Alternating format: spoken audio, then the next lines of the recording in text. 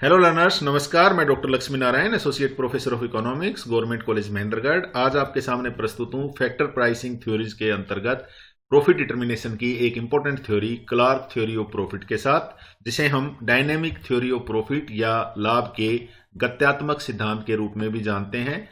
जैसा कि हमने पहले डिस्कस किया था कि अर्थशास्त्र में लाभ को हम किस तरीके से परिभाषित करते हैं। लाभ की ग्रोस कंसेप्ट, जिसको हमने कुल लाभ, और नेट कंसेप्ट, जिसको हमने शुद्ध लाभ का नाम दिया था, उसको हमने डिस्कस किया। उसके उपरांत हमने डिस्कस किया था कि किसी इकोनॉमी में लाभ के कौन कौन से कार्य हैं, फंक्शंस क्या हैं प्रॉफिट के।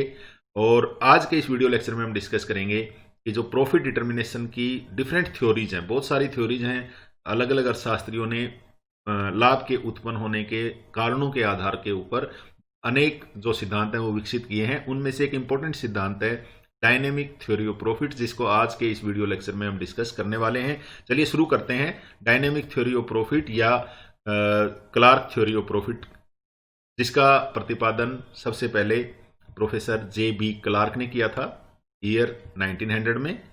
और प्रोफेसर क्लार्क के अनुसार profit is a dynamic surplus that arises under dynamic conditions only. लाभ जो है एक गत्यात्मक आधिक्य है जो केवल गत्यात्मक स्थितियों में ही उत्पन्न होता है।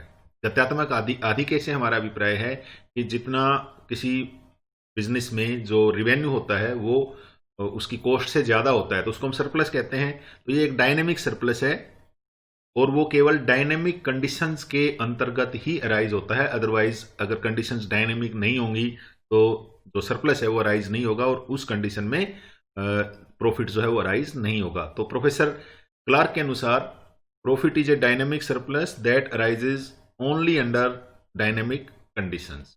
प्रोफेसर क्लार्क के अनुसार प्रॉफिट है क्या? Profit is the difference between the price and the cost of production. Clark के हिसाब से प्रॉफिट जो है वो प्राइस और कॉस्ट ऑफ प्रोडक्शन का डिफरेंस है, जो नॉर्मली हम भी उसको इसी तरीके से समझते हैं। लेकिन उनका ये कहना था कि it is the result of dynamic changes. ये जो डिफरेंस है ये कब राइज होगा? जब अर्थव्यवस्था में डायनेमिक चेंजेस होंगे, यानी अर्थव्यवस्था गतिशील होगी। स्थिर अर्थव्यवस्था में प्राइस और cost of production of the commodity different नहीं होगा और उस कंडीशन में प्रोफेसर क्लार्क के अनुसार प्रॉफिट राइजेस नहीं होंगे। तो प्रोफेसर क्लार्क के अनुसार प्रॉफिट क्या है, लाभ क्या है? लाभ किसी वस्तु की कीमत और उसके उत्पादन की लागत का अंतर है जो केवल गतिशील परिवर्तनों के कारण ही संभव होता है। टोनियर एंड हेग ने भी यही बात कही है कि एक ऐसी इकोनॉमी जहां कुछ भी चेंज नहीं होता है, सब कुछ स्थिर है, तो वहां पर कोई भी प्रॉफिट नहीं होंगे। Because there is no uncertainty about the future, so there would be no risk and there would be no profit. Professor Stonier and Hague के द्वारा भी जो डेफिनेशन है वो इसी बात को बताती है कि एक जो स्थैतिक अर्थव्यवस्था है उसमें लाभ उत्पन्न नहीं होंगे। लाभ उत्पन्न केवल गतिशील अर्थव्यवस्था में होंगे, गत्यात्मक अर्थव्यवस्था में होंगे। तो ये डेफिनेशन थी according to dynamic theory of profit.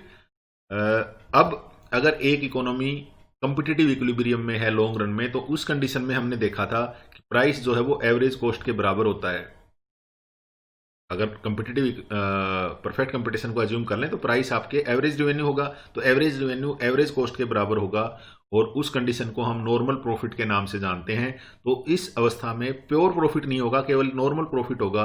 और हमें पता है नॉर्मल प्रॉफिट जो है वो एंटरप्रेन्योर के जो मैनेजरल फंक्शंस हैं या जो नॉर्मल फंक्शन जो उसकी कॉस्ट है उसको कवर करता है, तो वो कॉस्ट का एक हिस्सा हो जाता है नॉर्मल प्रॉफिट, और उसको हम प्योर प्रॉफिट नहीं कह सकते।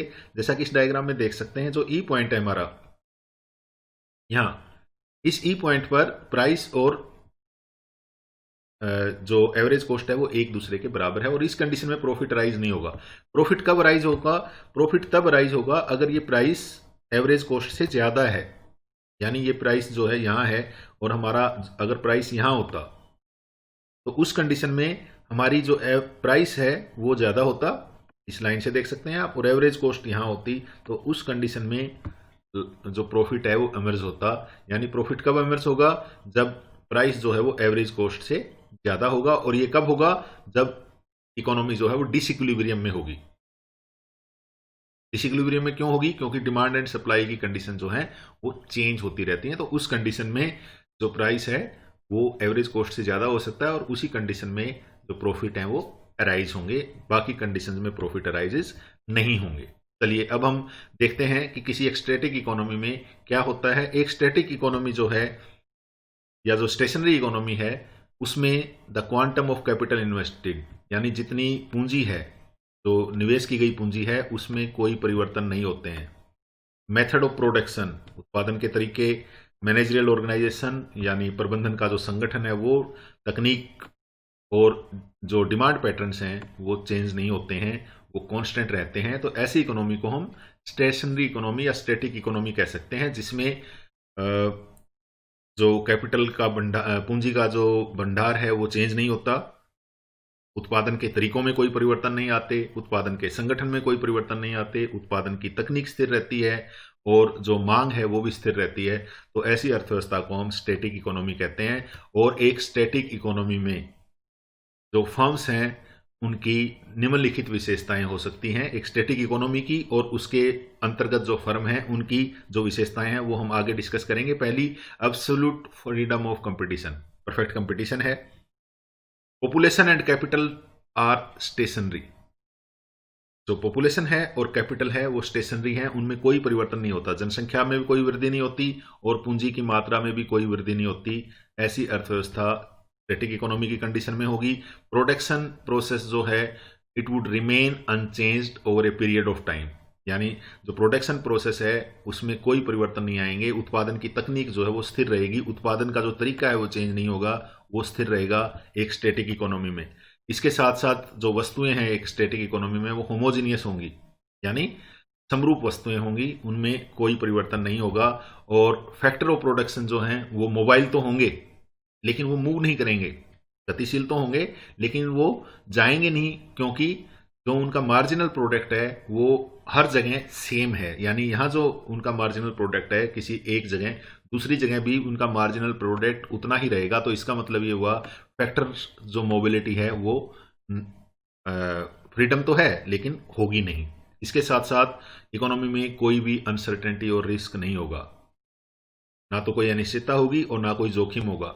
अगर कोई जोखिम है तो ये इंश्योरेबल है, जैसे कि आग लगने का जोखिम हर समय बना रहेगा लेकिन उसका बीमा किया जा सकता है। तो एक स्टैटिक इकोनॉमी में अनसर्टेनिटीज नहीं होंगी, कोई रिस्क नहीं होगा, और अगर कोई रिस्क है भी तो वो रिस्क जो है वो बीमा करने योग्य होगा। तो इस कंडीशन में अनसर्टेनिटी और रिस्क उत्पन्न नहीं होंगे।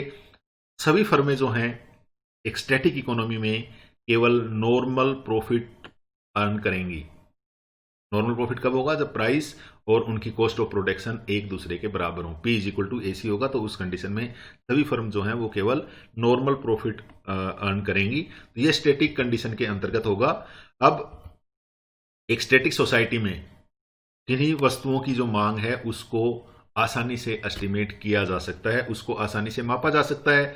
सप्लाई जो है हर अवस्था में जो हमने डिमांड एस्टिमेट की है उसके बराबर होगी, डिमांड और सप्लाई एक दूसरे के बराबर होंगी। The price will always be equal to the cost of production, यानी जो P है वो हर अवस्था में एवरेज कॉस्ट के बराबर होगा, क्योंकि एक स्टैटिक इकोनॉमी में there would be perfect competition. तो इसका अर्थ क्या हुआ कि जो एक स्टैटिक इकोनॉमी है उसमें P = AC होगा, जैसा कि हमने डिस्कस किया था डायग्राम में थोड़ी देर पहले, जो राइट पैनल में आप देख सकते हो। वहां पे हमने बताया था कि प्राइस जो है वो हर कंडीशन में एवरेज कॉस्ट के बराबर होगा और इस कंडीशन में केवल नॉर्मल प्रॉफिट राइजेज होंगे। अब इन प्रॉफिट्स को हम रियल प्रॉफिट नहीं कह सकते, वास्तविक लाभ नहीं कह सकते। क्यों नहीं कह सकते? क्योंकि ये केवल जो एंटरप्रेन्योरल फंक्शन है, जो एक एंटरप्रेन्योर है उसकी केवल लागत को रिकवर करता है, उसकी अपॉर्चुनिटी कॉस्ट को रिकवर करता है। तो इसलिए इसको हम जो प्योर सेंस में प्रॉफिट नहीं कह सकते हैं। Entrepreneur will only get wages for his labour and interest on his capital.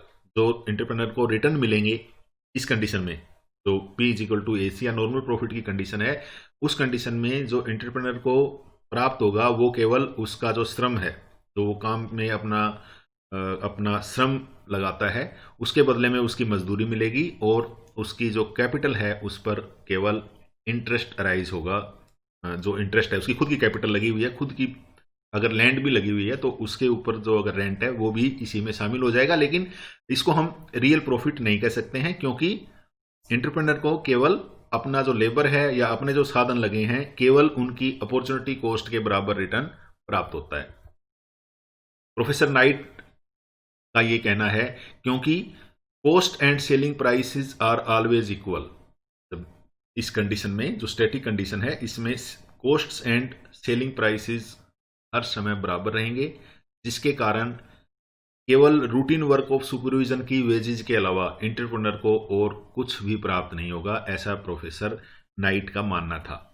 तो अगर एक इकोनॉमी डायनेमिक इकोनॉमी है, जैसा कि हम जानते हैं कि एक जो सोसाइटी है, एक समाज है, वो गतिशील है, स्थिर नहीं है, उसमें चेंजेस होते रहते हैं और बहुत सारे चेंजेस किसी डायनेमिक सोसाइटी में एक साथ होते रहते हैं। डायनेमिक सोसाइटी जो है वो स्थिर नहीं है, उसमें परिवर्तन होते रहते हैं और वो परिवर्तन बहुत तरीके के हो सकते हैं। There can be several changes और प्रॉफिट जो है वो इन डायनेमिक चेंजेस के कारण ही उत्पन्न होगा। जो डायनेमिक चेंज हो रहे हैं उन्हीं के कारण प्रॉफिट उत्पन्न होगा। अभी डायनेमिक चेंजेस कौन कौन से हो सकते हैं?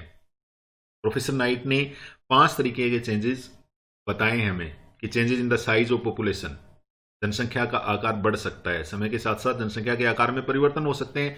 नॉर्मली वो बढ़ता है लेकिन कम भी हो सकता है, ये भी एक डायनेमिक चेंजेस है। अर्थव्यवस्था की जो जनसंख्या है वो हर समय एक जैसी नहीं रहती, उसमें परिवर्तन आते रहते हैं। इसी तरीके से चेंजेस इन डिमांड, जनसंख्या में परिवर्तन के कारण भी लोगों की जो टेस्ट एंड प्रेफरेंसेस हैं वो चेंज होती हैं, उनके जो प्राथमिकताएं हैं, जो प्रेफरेंसेस हैं वो चेंजेस होती हैं, उनकी रुचियां चेंज होती हैं। इसके साथ साथ जो ह्यूमन वांट्स हैं वो बढ़ती हैं समय के साथ साथ, तो इसके कारण मांग में परिवर्तन होते हैं। यानी मांग जो है वो स्थिर नहीं रहती, वो हर समय परिवर्तित होती रहती है, उसमें परिवर्तन आते रहते हैं। प्रोडक्शन टेक्निक, क्योंकि टेक्नोलॉजिकल एडवांसमेंट होता है तो उसके कारण जो उत्पादन की तकनीक हैं वो परिवर्तित होती रहती हैं, वो स्थिर नहीं है, उनमें परिवर्तन आते रहते हैं। तो प्रोफेसर क्लार्क के अनुसार जो टेक्निकल एडवांसमेंट है उसके फलस्वरूप प्रोडक्शन की टेक्निक्स जो है वो चेंज होती रहेंगी, वो स्थिर नहीं रहती। इसी तरीके से changes in the supply of capital, यानी इकोनॉमी में जो इन्वेस्टमेंट होता है उसके कारण जो पूंजी की मात्रा है वो चेंज होती रहती है, वो भी स्थिर नहीं रहती। नई मशीनें आती हैं, उद्योगपति नई मशीनें लगाते हैं या किसान जो है वो नए ट्यूबवेल लगाते हैं, तो ये क्या है, सप्लाई ऑफ कैपिटल है जो हर समय होती रहती है, वो स्थिर नहीं रहती। इसी के साथ साथ जो इंडस्ट्रियल ऑर्गेनाइजेशन है, यानी उत्पादन का जो संगठन है, उत्पादन का जो ढांचा है वो भी चेंज होता रहता है। प्रोफेसर क्लार्क के अनुसार ये 5 तरीके के चेंजेस हैं जो इकोनॉमी में हर समय होते रहेंगे, स्थिर नहीं रहेगी। इन चेंजेस के कारण या तो डिमांड में परिवर्तन आएंगे या सप्लाई में परिवर्तन आएंगे। जैसे कि मान लो साइज ऑफ पॉपुलेशन बढ़ गया, और तो साइज ऑफ पॉपुलेशन बढ़ने के कारण क्या होगा, डिमांड कंडीशंस चेंज हो जाएंगी। Taste and preferences, human wants में जो वृद्धि होती है, मल्टीप्लिकेशन ऑफ वांट्स के कारण, इसके कारण डिमांड में चेंजेस आएंगे।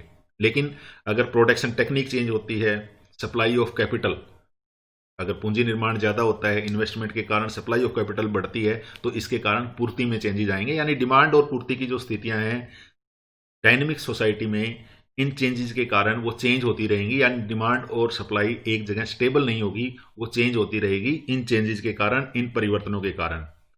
अब प्रोफेसर क्लार्क का मानना था कि किसी इकोनॉमी में प्रॉफिट इसलिए राइज होता है क्योंकि इन चेंजेस के कारण, जो 5 चेंजेस उन्होंने बताए, उनके कारण एक इकोनॉमी जो है वो डायनेमिक होती है, और उसके कारण जैसा कि हमने अभी डिस्कस किया, डिमांड और सप्लाई की जो कंडीशन है वो चेंज होती रहेंगी, वो स्थिर नहीं होंगी।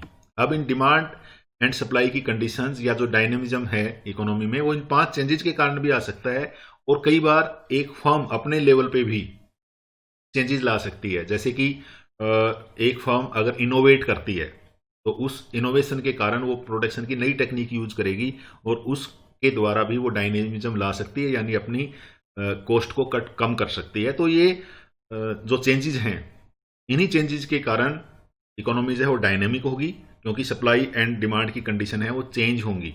अब इन चेंजेस के कारण जो कुछ एंटरप्रेन्योर हैं, वो एंटरप्रेन्योर क्या करेंगे, वो बिजनेस पोजीशन में एडवांटेज लेंगे और सरप्लस जनरेट करेंगे। सरप्लस जनरेट करने का मतलब है कि उनका जो प्राइस है वो एवरेज कॉस्ट से ज़्यादा हो जाएगा। तो इस कंडीशन में प्रॉफिट अराइज होंगे। ये थी क्लार्क थ्योरी ऑफ प्रॉफिट या डायनेमिक थ्योरी ऑफ प्रॉफिट, जिसमें हमने डिस्कस किया कि अगर इकोनॉमी स्टैटिक है तो उस कंडीशन में कोई प्रॉफिट राइजेज नहीं होंगे, क्योंकि कोई अनसर्टेनिटीज नहीं होंगी, कोई रिस्क नहीं होंगी, और मैनेजर या जो एंटरप्रेन्योर है उसको केवल मैनेजरियल वर्क के लिए या खुद के साधन लगे हुए हैं उनके बराबर उसे रिटर्न प्राप्त होता है। अदरवाइज स्टैटिक इकोनॉमी में प्योर प्रॉफिट अराइज नहीं होता। इसके विपरीत जो डायनेमिक थ्योरी ऑफ प्रॉफिट है वो ये कहती है कि इकोनॉमी में हर समय चेंजेस होते रहते हैं, उन चेंजेस के कारण डिमांड और सप्लाई की कंडीशन जो हैं वो चेंज होती रहती हैं, और जो रिटर्न्स हैं इकोनॉमी में एंटरप्रेन्योर को जो मिलते हैं वो इन चेंजेस के कारण मिलते हैं, क्योंकि कुछ एंटरप्रेन्योर जो हैं इन सप्लाई और डिमांड की कंडीशंस के फलस्वरूप उनकी जो प्राइस और एवरेज कॉस्ट का डिफरेंस है उसको वो ज़्यादा कर सकते हैं। यानी हम ये कह सकते हैं कि जो या प्रोफेसर क्लार्क का ये कहना था कि ऐसी इकोनॉमी में, एक डायनेमिक इकोनॉमी है, उसमें जो प्रॉफिट होगा वो केवल फ्रिक्शनल प्रॉफिट होंगे। फ्रिक्शनल प्रॉफिट से हमारा क्या मतलब है कि जब डिमांड और सप्लाई की कंडीशन ओकेजनली या कंटिन्यूसली चेंज होती रहती हैं तो उसके कारण इकोनॉमी जो है वो एक स्टेट ऑफ डिसइक्विलिब्रियम में रहती है। अब इन स्टेट ऑफ डिसइक्विलिब्रियम के कारण पॉजिटिव और नेगेटिव इकोनॉमिक प्रॉफिट्स फर्म्स को या इकोनॉमी में अराइज हो सकते हैं। तो जो फ्रिक्शनल थ्योरी ऑफ प्रॉफिट है, इस जो फ्रिक्शनल प्रॉफिट्स हैं प्रोफेसर क्लार्क के अनुसार वो अराइज होते हैं क्योंकि इकोनॉमी जो है वो डिसइक्विलिब्रियम की स्टेट में होती है।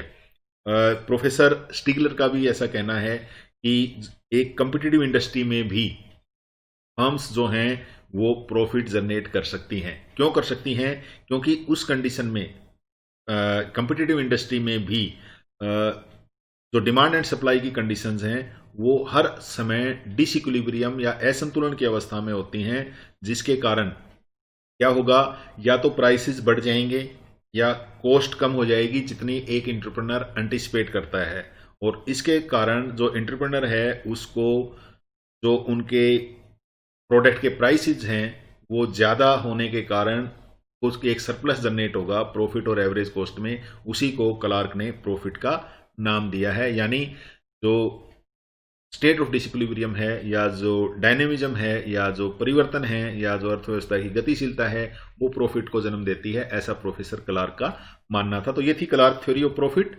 आइए अब हम क्लार्क थ्योरी ऑफ प्रॉफिट की कुछ क्रिटिसिज्म को डिस्कस करते हैं। जैसा कि हम जानते हैं कि क्लार्क थ्योरी ऑफ प्रॉफिट या डायनेमिक थ्योरी ऑफ प्रॉफिट की बहुत सारी जो थ्योरी हैं उनमें से एक है, और ये 1900 में प्रोफेसर जेबी क्लार्क ने दी थी, और बाकी के जो बाद के अर्थशास्त्री हैं उन्होंने इस थ्योरी की आलोचना की है। कई आधारों पे आलोचना की है। इसकी सबसे बड़ी आलोचना तो ये है कि सभी चेंजेस जो हैं वो फोरसीन नहीं होते, यानी या हम ये कह सकते हैं कि सभी चेंजेस जो हैं वो प्रॉफिट जनरेट नहीं करते हैं। कुछ चेंजेस हैं जिनके कारण प्रॉफिट जनरेट हो सकता है, कुछ के कारण नहीं हो सकता, लेकिन प्रोफेसर क्लार्क ने ऐसा कोई डिस्टिंक्शन नहीं किया। प्रोफेसर क्लार्क का यह मानना था कि सभी प्रकार के जो परिवर्तन हैं उनके फलस्वरूप जो प्रॉफिट है वो जनरेट होगा, लेकिन वास्तव में प्रोफेसर नाइट ने यह कहा कि सभी प्रकार के डायनेमिक चेंजेस हैं, they don't yield profit. Profit केवल उन चेंजेस के बदले में मिलेगा जो चेंजेस अनफोर्सेबल हैं या जो अनप्रेडिक्टेबल हैं। यानी दो तरीके के चेंजेस हो सकते हैं प्रोफेसर नाइट के अनुसार। कुछ चेंजेस ऐसे हैं जो फोर्सेबल हैं और कुछ चेंजेस ऐसे हैं जो अनफोर्सेबल हैं, जिनको हम पहले से नहीं देख सकते, पहले से जिनको हम प्रेडिक्ट नहीं कर सकते। तो प्रोफेसर नाइट के अनुसार जो रिटर्न है एंटरप्रेन्योर को केवल उन चेंजेस को मैनेज करने के लिए प्राप्त होगा जो अनफोर्सेबल हैं, जिनको वो पहले से अनुमानित नहीं कर सकता, जिनका अनुमान वो पहले से नहीं लगा सकता, केवल उन्हीं के बदले में उसे प्रॉफिट मिलते हैं। अदरवाइज जो फोर्सेबल चेंजेस हैं उनको वो पहले से ही एंटिसिपेट करता है, और वो जो डिफरेंस है प्राइस और एवरेज कॉस्ट में वो उन चेंजेस के कारण नहीं आएगा।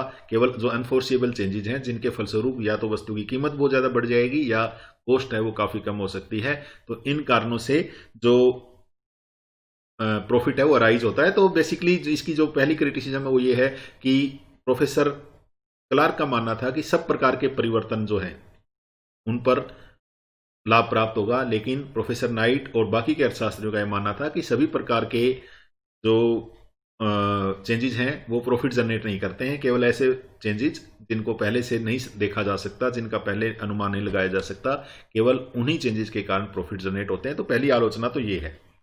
दूसरी इस थ्योरी की आलोचना है कि ये जो थ्योरी है ये एक जो है आर्टिफिशियल डिक्टोमी पैदा करती है। यानी प्रोफेसर तोसिंग के अनुसार कि जो ये डिस्टिंक्शन है कि किसी जगह तो वो प्रॉफिट शब्द का यूज करता है, जब डायनेमिक इकोनॉमी है तब तो कहता है प्रॉफिट मिलेंगे, लेकिन जब स्टैटिक इकोनॉमी है तब वेजीज मिलेंगी उसको मैनेजमेंट के लिए। तो उन्होंने कहा कि इस तरीके का कोई डिस्टिंक्शन करना पॉसिबल नहीं है और ये डिस्टिंक्शन जो है ये केवल आर्टिफिशियल है, ये रियल डिस्टिंक्शन नहीं हो सकता, क्योंकि profit and wages of management को अलग अलग करना एक एंटरप्रेन्योर के एस्पेक्ट से वो सही नहीं है।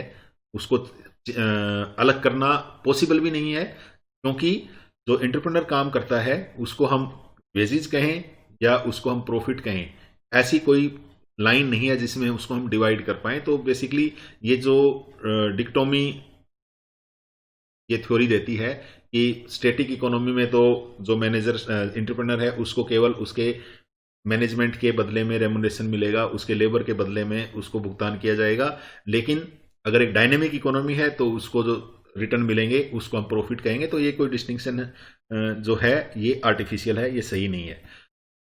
इस थ्योरी की एक बहुत बड़ी आलोचना ये भी है कि ये थ्योरी लाभ के उत्पन्न होने के कारणों को तो बताती है कि क्योंकि इकोनॉमी में डायनेमिक है, डायनेमिक होने के कारण उसके जो डिमांड और सप्लाई की कंडीशन है हर समय जो है असंतुलन में रहती हैं, और जो फ्रिक्शनल प्रॉफिट जो है वो जनरेट होगा, क्योंकि हर अवस्था में प्राइस जो है वो या तो एंटिसिपेशन से जो एंटरप्रेन्योर एंटिसिपेट करता है उससे ज़्यादा हो सकता है, या जो कॉस्ट है वो जो कॉस्ट एंटरप्रेन्योर एंटिसिपेट करता है उससे कम हो सकती है।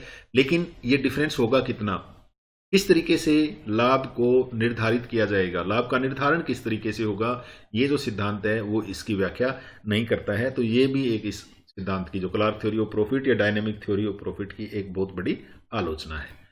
इसके बाद ये जो थ्योरी है ये एंटरप्रेन्योरल फंक्शन को इग्नोर करती है, उसकी प्रकृति को इग्नोर करती है।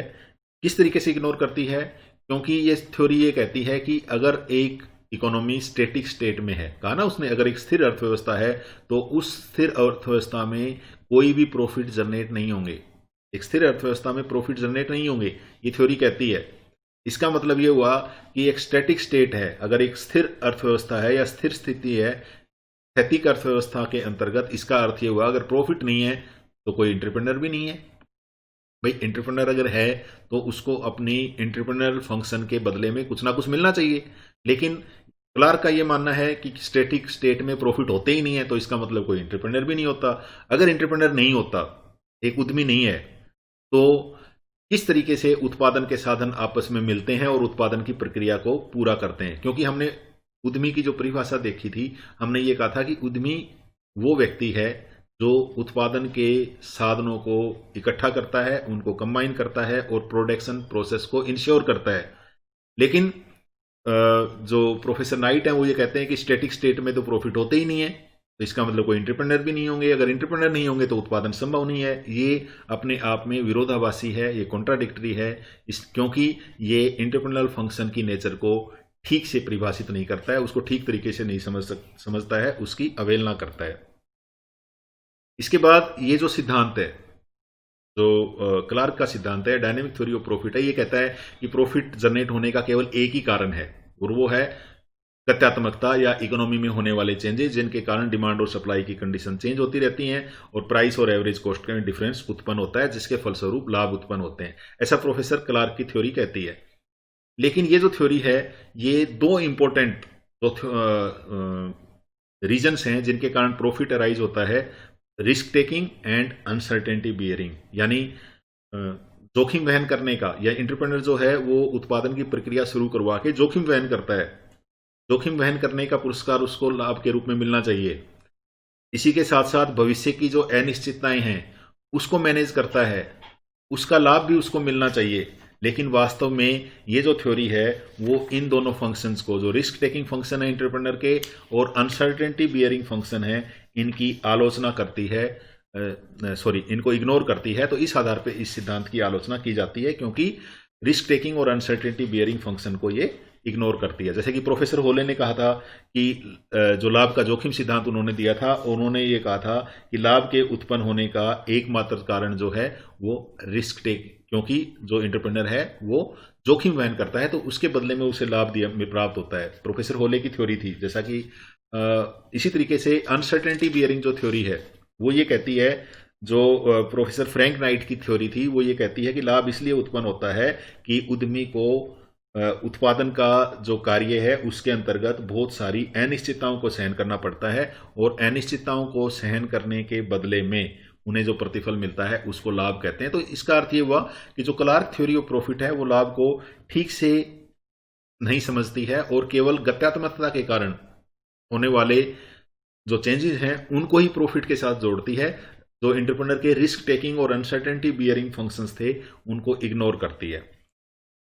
एक और आलोचना देखते हैं, concept of frictional profit is vague, यानी जो फ्रिक्शनल प्रॉफिट की जो कंसेप्ट है वो समझ से परे है, यानी वो ठीक से उसको परिभाषित नहीं किया जा सकता। बेसिकली वो ये कहता है कि जो इकोनॉमी में डिसइक्विलिब्रियम है, जो डायनेमिज्म के कारण, जो डायनेमिक चेंजेस के कारण उत्पन्न होते हैं, उनके कारण ही प्रॉफिट अराइज होता है।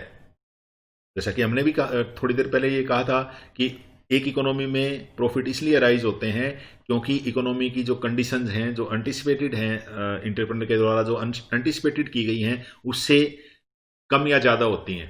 प्राइस जो एंटरप्रेन्योर ने एंटिसिपेट किया उससे कम या ज़्यादा हो सकता है, या कॉस्ट उसने जो एस्टिमेट की उससे कम या ज़्यादा हो सकती है, जिसके कारण डिसइक्विलिब्रियम की कंडीशन होंगी और इन डिसइक्विलिब्रियम की कंडीशन के कारण प्रॉफिट अराइज होता है, जिसको हम फ्रिक्शनल प्रॉफिट कहते हैं।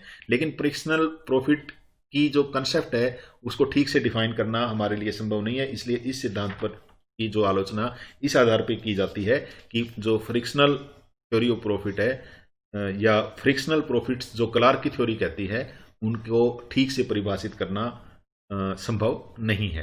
तो ये कुछ आलोचनाएं थी जो प्रोफेसर क्लार्क के लाभ के सिद्धांत के लिए लागू होती हैं। तो आइए अब हम कुछ मल्टीपल चॉइस क्वेश्चन देखते हैं। Profit is also known as managerial wages, contractual rent, net income और रेजिडुअल इनकम। हालांकि हमें ये ध्यान देना चाहिए कि प्रोफेसर जो टोजिंग थे उन्होंने कहा था कि प्रॉफिट क्या है, मैनेजर की वेजेज हैं। इसी तरीके से प्रोफेसर वाकर ने कहा था कि लाभ की प्रकृति जो है वो लगान के समान है, लगान जिस तरीके से प्राप्त होता है उसी तरीके से लाभ भी प्राप्त होता है। लेकिन जो हमने प्रेजेंट डिस्कस किया था क्लार्क थ्योरी ऑफ प्रॉफिट, उसके हिसाब से प्रॉफिट जो है it would be A residual income.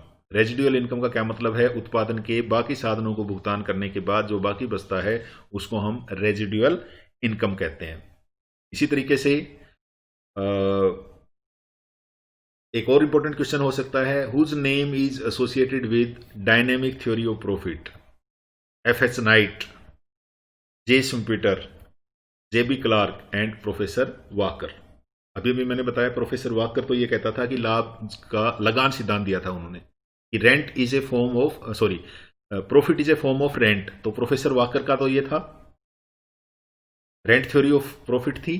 Professor night uncertainty bearing theory, अभी हमने थोड़ी देर पहले डिस्कस किया था। प्रोफेसर नाइट ने ये कहा था कि लाभ किस लिए उत्पन्न होता है? लाभ इसलिए उत्पन्न होता है क्योंकि उद्यमी को अनिश्चितताओं को सहन करना पड़ता है और उसके बदले में उसे जो पुरस्कार मिलता है उसको हम लाभ कहते हैं। इसी तरीके से प्रोफेसर जे. शुम्पीटर ने कहा था कि लाभ क्या है?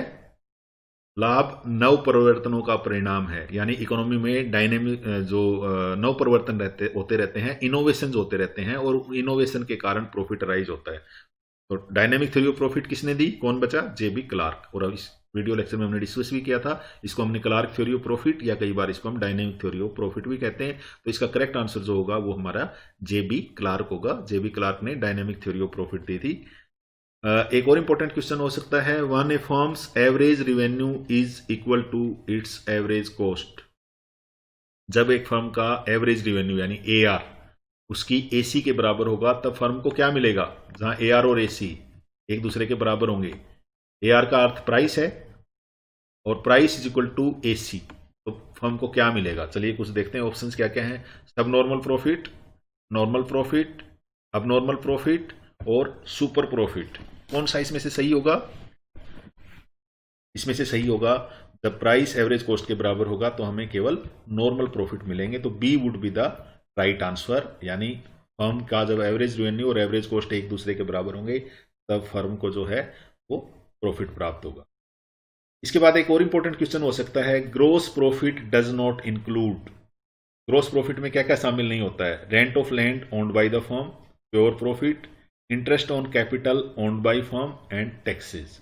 जब हमने इससे पहले वाले वीडियो लेक्चर में डिस्कस किया था तो हमने कहा था कि ग्रोस प्रॉफिट्स और नेट प्रॉफिट दो तरीके से हम प्रॉफिट को डिफाइन कर सकते हैं। तो ग्रोस प्रॉफिट जो है उसमें प्योर प्रॉफिट के साथ साथ, प्योर प्रॉफिट तो उसमें होता ही होता है, उसके साथ अगर एंटरप्रेन्योर के, उद्यमी के खुद के साधन भी लगे हुए हैं तो वो भी उसके प्रॉफिट में शामिल होते हैं। तो इसका मतलब rent of land owned by the firm या एंटरप्रेन्योर और interest on capital owned by firm या एंटरप्रेन्योर, ये दोनों भी ग्रोस प्रॉफिट में शामिल होंगे। शामिल क्या नहीं होगा? टैक्सेस शामिल नहीं होंगे। तो इस एमसीक्यू का सही आंसर क्या होगा? इस एमसीक्यू का सही आंसर होगा टैक्सेस।